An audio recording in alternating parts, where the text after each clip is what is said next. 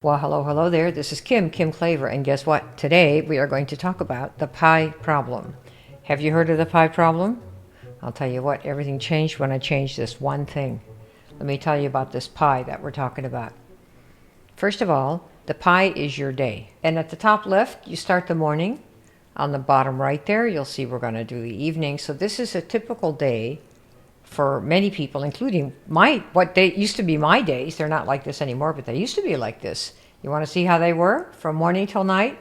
First, we figure, okay, today I'm going to do Facebook posting. Some of you know that I do a lot of Facebook posting. I have 2 or 3 and sometimes 4 or 5 a day. And so if you think, yeah, I want to do some Facebook posts, let me work up some ideas, let me read some book or watch a video, something else educational, and I get good ideas from that. And then I think, oh, I should do something on Instagram. And then my attention is, of course, distracted because I'm thinking, well, I don't really know a lot about it, but people keep saying I should be on Instagram, so I pause and think about that. And so right then, my pie is split into 2. So my attention pie for the day, instead of being 100% on Facebook posts, now it's 50-50, and I'm going to do each of them sort of half-assed, if you pardon the expression, because if you're not focused fully, it's going to be, to some degree, half done, half well done, right? So then I think, well, I should do a podcast because I have a podcast and I really like thinking about making them and stripping off audios from the videos that I have. And I think, oh, I have a blog, so I should do something about that. And of course, some of you may not think you have a blog, so let's set one up and get the blog set up and do all the software. And that suddenly, your attention pie is now in 4, 25% each, because you're thinking of these different things, right? It's quite human.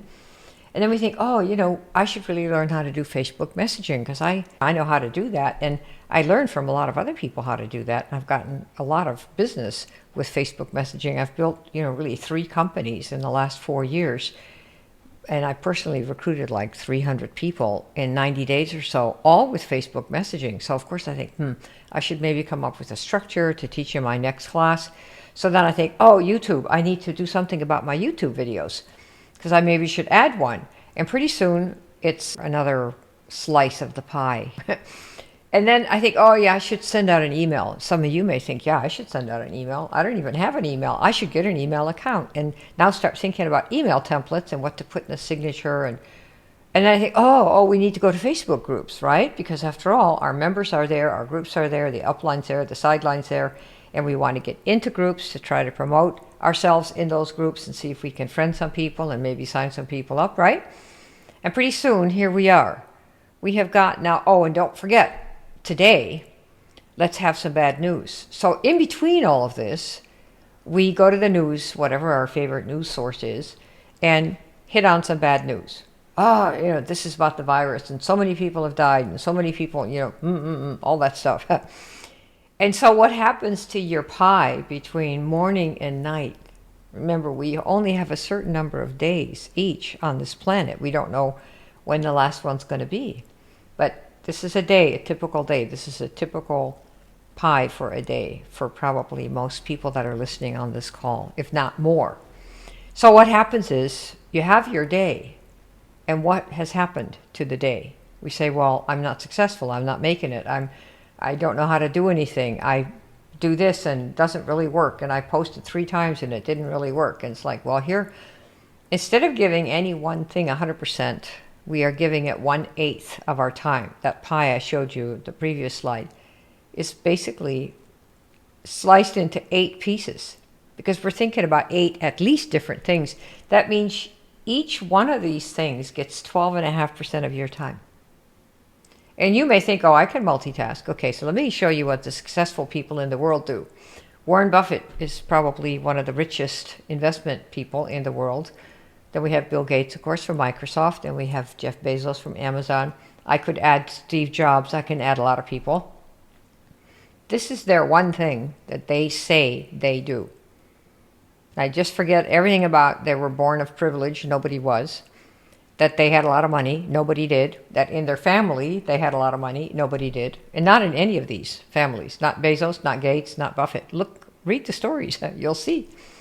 What they learned to do that none of us have learned to do and really master is just this one thing. Focusing on one thing, 100%. 100% of the time. All of the time. When you're doing your work, if it's 45 minutes, 90 minutes, 3 times 45 minutes, during that time, you focus on one thing, 100% of your energy and time and focus and caring. It's right there. All day. Or for your 45-minute periods, your 240, whatever time you decide, I'm going to work on my business, pick one thing, focus on it, 100%. Everything.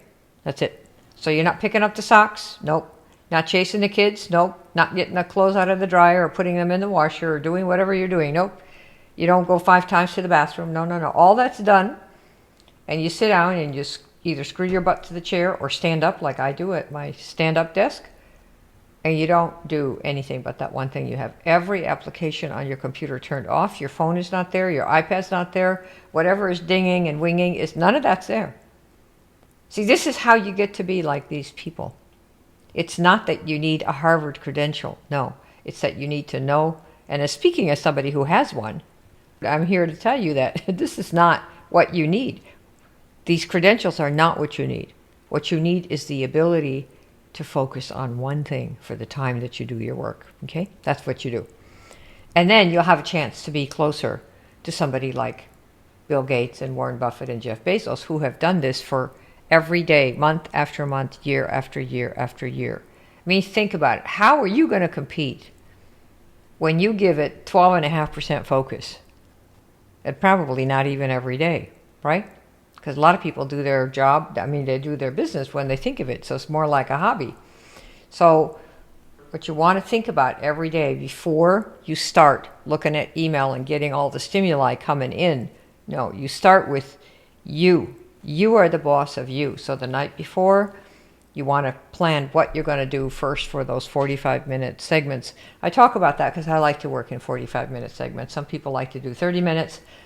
Some people say I want to do 2 hours. Whatever works so that you can focus and stay focused and not go off on the distraction, so that your pie is focused on one thing for the time that you're actually doing the work. So just decide what's the one thing today. If it's Facebook messaging, do just that. It'll take you a whole day to come up with 4 or 5 different posts.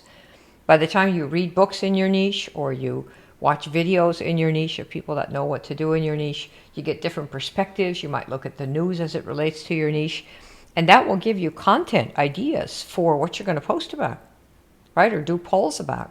So choose one of these things that you're going to do for your business each day and focus on it all by itself, okay?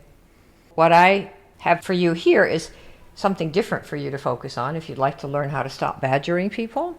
One of the calls I had today was with a gal who said, if I could just stop badgering people, and if I could just stop bothering like my mom, and if I could just stop bothering my friends, it would be so good to do this business. And I told her, I have something that can probably help you with that, because we don't like to badger anybody at all, including, by the way, on Facebook with cold messaging.